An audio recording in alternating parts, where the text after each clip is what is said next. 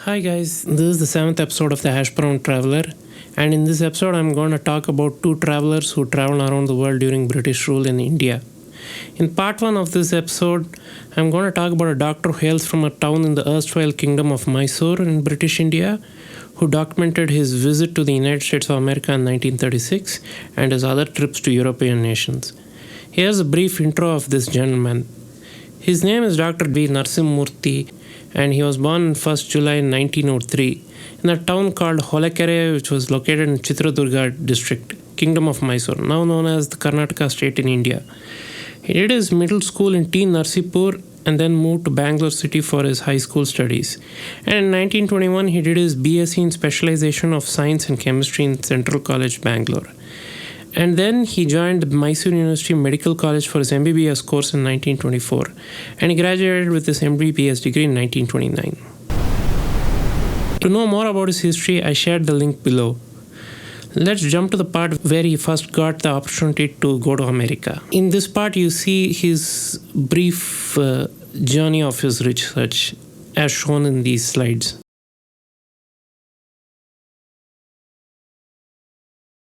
In 1934, the Rockefeller Foundation sanctioned supplementary funds along with the funds from Mysore government for Dr. Narasimhamurthy to pursue his research on the guinea worm disease in Chitradurga district. In 1936-37, he was awarded a fellowship by the International Health Division of Rockefeller Foundation to pursue his work at the Johns Hopkins University, Baltimore, USA. Recognizing his work, his thesis, Epidemiological and Life History Studies of Dracunculus medicinalis, guinea worm, was accepted and was awarded doctorate degree in public health from Johns Hopkins University in 1938.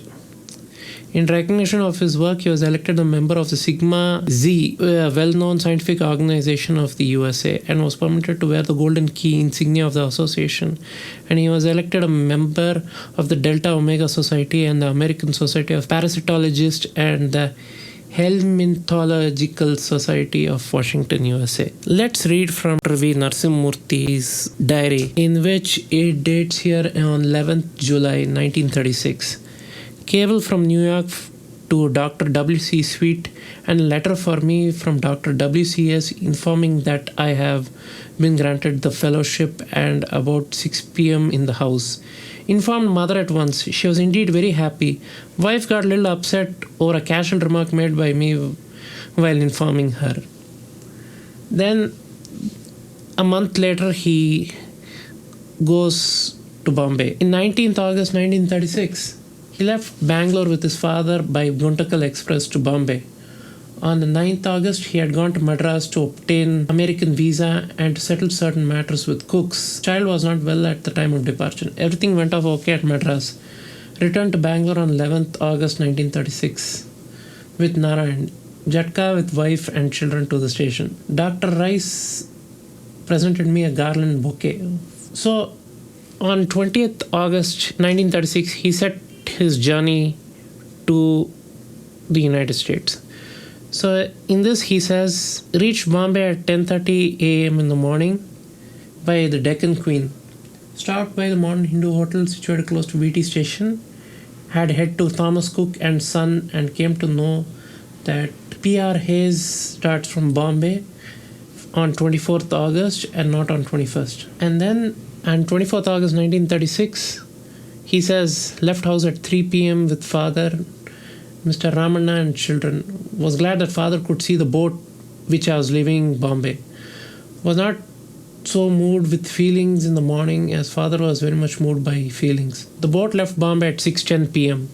Before the boat left, we were all given a roll of paper to throw ashore so that the people ashore might catch hold of it at the other end. It's a very nice picturesque sight at that time of departure.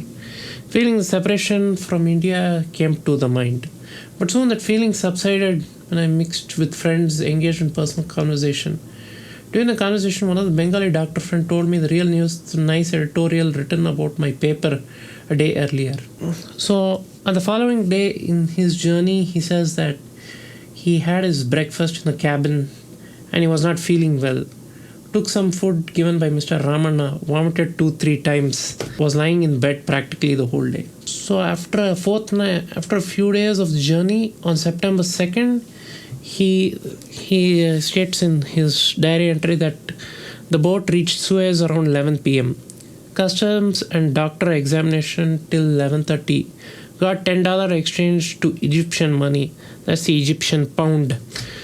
Got 185 piasters. $1 equals to 18.5 piasters in Cairo. Could have got 19 piasters. Cook people met us at boat. Left ship and 2 other American ladies also. A Central American lady by the boat to the harbor at Suez. Left Suez to Cairo in a car. Had to pay 35 piasters to get the Egyptian visa. At that time, Egypt was ruled by a king. So it was called the Kingdom of Egypt. So during at that time, actually a new king was on the throne that time. So his name was King Farouk, because Fuad the First passed away a few months back. So Farouk was new into his reign during that period. So he now writes here that the motor drive from Suez to Cairo was very pleasant, as the road was very good for motoring. Suez is a small but a nice decent place. The entire route was a desert looking place with no trees or bushes on the side. Halfway from Suez, Cook's people are constructing a rest lounge for travels. Nearly 3/4 of the road is very nice and tarred. Remaining quarter of the road is indeed bad. Another road is under construction. So in the additional diary logs, in that he expresses his views on how he saw Egypt at that time, and that too it's 1936, and how he's got to see the pyramids and he saw the tombs and all that. So let's come to his passport. So he had applied for a passport at that time. So if you see in this photo, you can see there's a British Indian passport and it's written Indian Empire. When I open it up, you see that at that time how the opening page is like. It has these are the requests and required in the name of the Viceroy and Governor General of India. Since he's from the Kingdom of Mysore, there is a remark that shows that his national status is British protected person, subject of the Mysore state. And if you see in the seal here, it says resident in Mysore and Chief Commissioner of Coorg. So in that, resident is the person who is, it's more like a government representative for the British government. And the Chief Commissioner is also another position which state of Coorg, because at the time you should understand that Coorg was a separate state. At the time it was not integrated to the state of Mysore yet. So I open up his bio, and that it is issued in Bangalore, as it says. And then we see the American visa here. The American visa is issued in Madras. You should know that the American consulate in Madras is by far the oldest. And it's been there for a long time.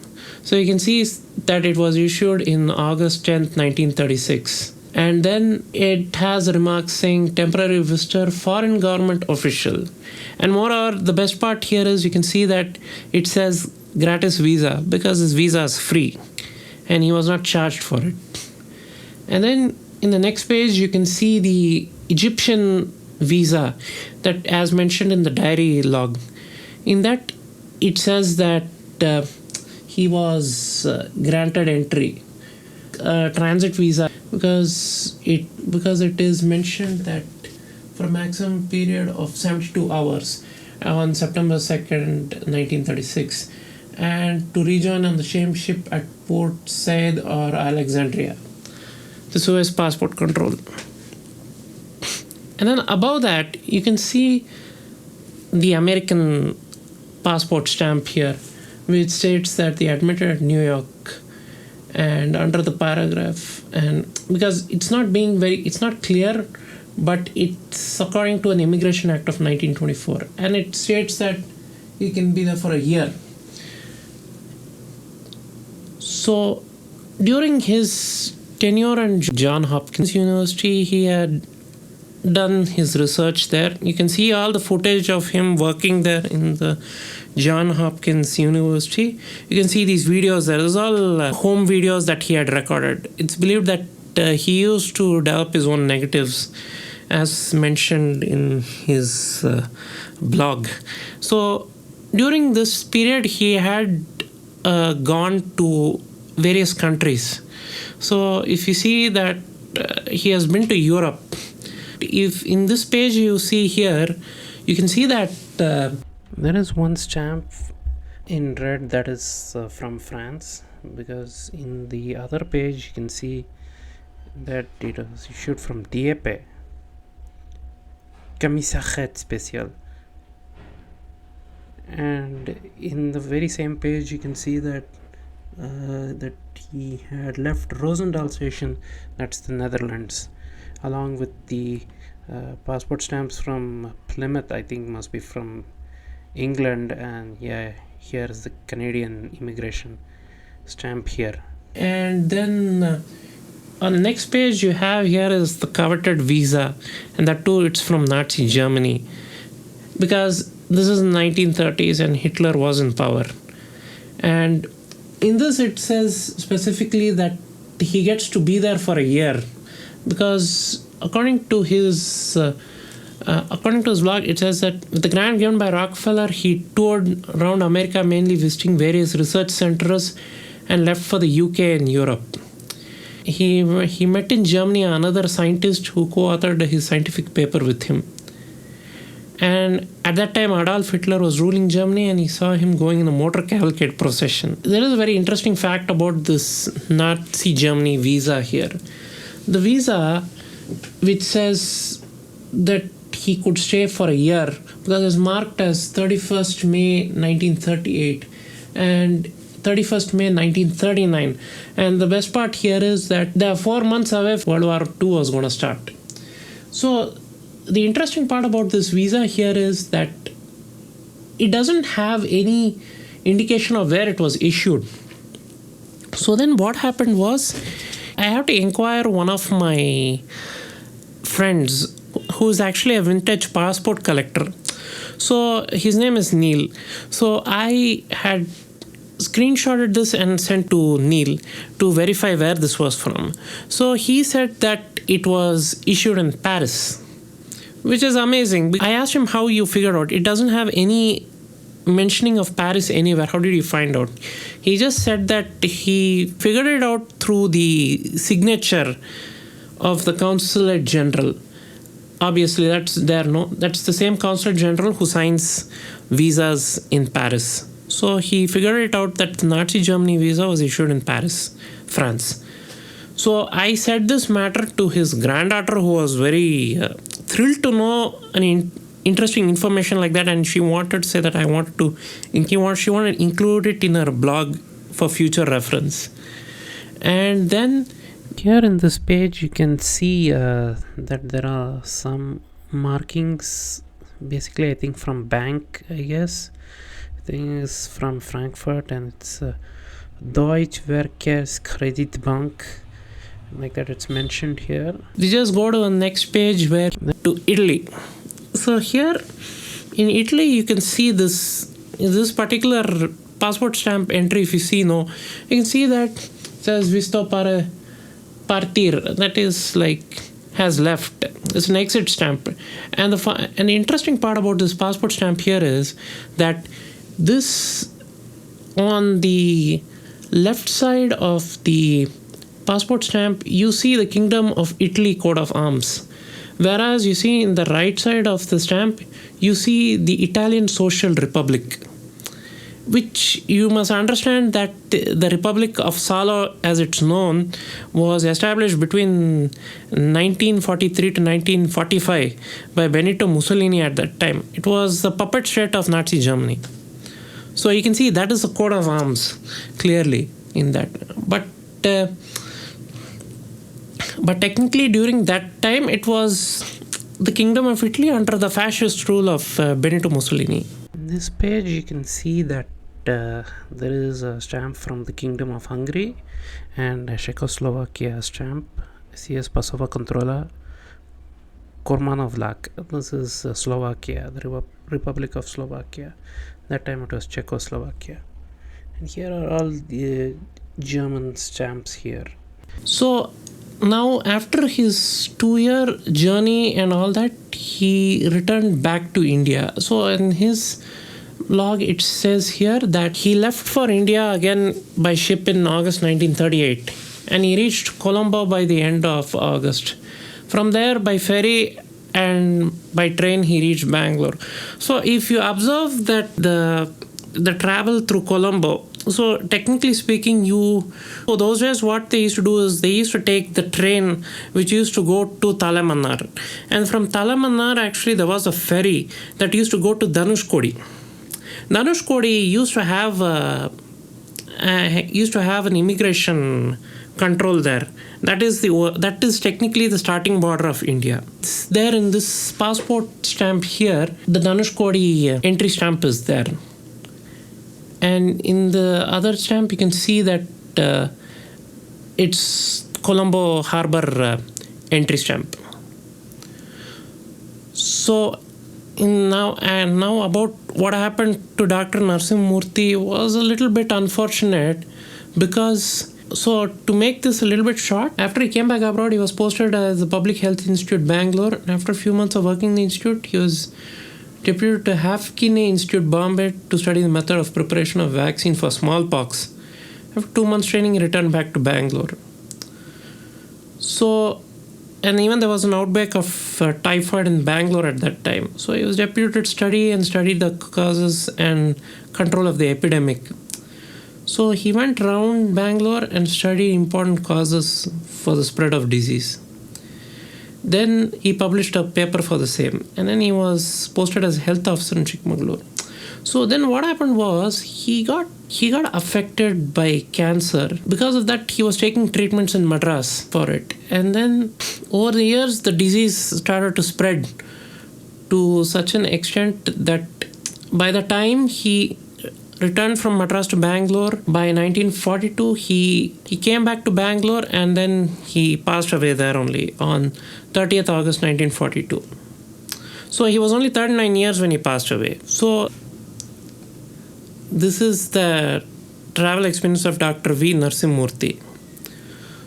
I hope you liked this episode, and sorry that I couldn't tell much about Dr. V. Narasimhamurthy, as his story is very interesting to read, and I feel that one must make a good documentary of the same to explain about his life. And moreover, that these footages that which you have seen were all his home videos. And moreover, I would like to thank Mr. Neil for giving me the info about the Nazi Germany visa, and I request you to follow him on Our Passports in Twitter. I can share you the Twitter ID on the screen here. You can follow him for all the information regarding antique passports around the world. In part 2, I talk about textile merchant who went to the United States just for leisure, and that too it was the 1930s also. You like, share, subscribe, the Hashbrown Traveler. From New York to London, they traveled by ship, and they